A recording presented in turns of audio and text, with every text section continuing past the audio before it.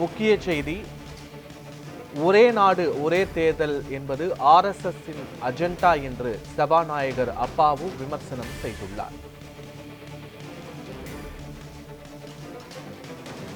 ஒரே நாடு ஒரே தேர்தல், சமதர்ம அரசை அழிக்க பாஜக முயற்சிப்பதாகவும் சபாநாயகர் அப்பாவு கருத்து தெரிவித்துள்ளார்.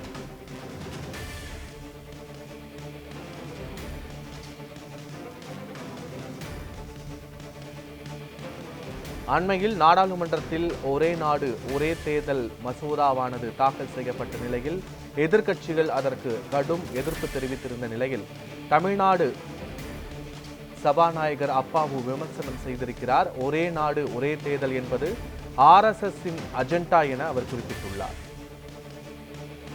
இது தொடர்பான முழுமையான விவரங்களோடு எமது செய்தியாளர் ஸ்ரீ முருகன் இணைகிறார். வணக்கம் முருகன், விவரங்கள் என்ன?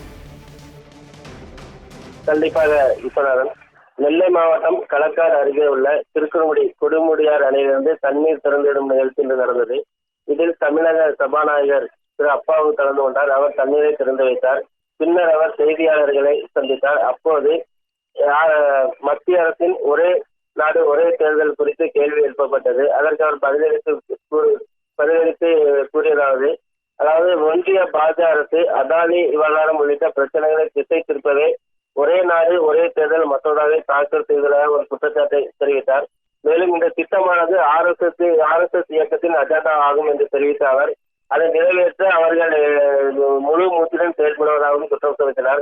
மேலும் டாக்டர் அம்பேத்கர் இந்திய அரசியல் அமைப்பை உருவாக்கினார். அவ்வாறு அவர் உருவாக்கிய போது அதை எதிர்த்தவர் சவாக்கர் ஆவார். அம்பேத்கர் உருவாக்கிய மத சார்பற்ற சமதர்ம அரசை அளிப்பதற்காக குறுகிய எண்ணத்தில் ஒரே நாடு ஒரே தேர்தல் திட்டத்தை பாஜக அரசு செயல்படுத்துவதாகவும் ஒரு குற்றச்சாட்டினை காட்டமான முறையில் தெரிவித்துள்ளார்.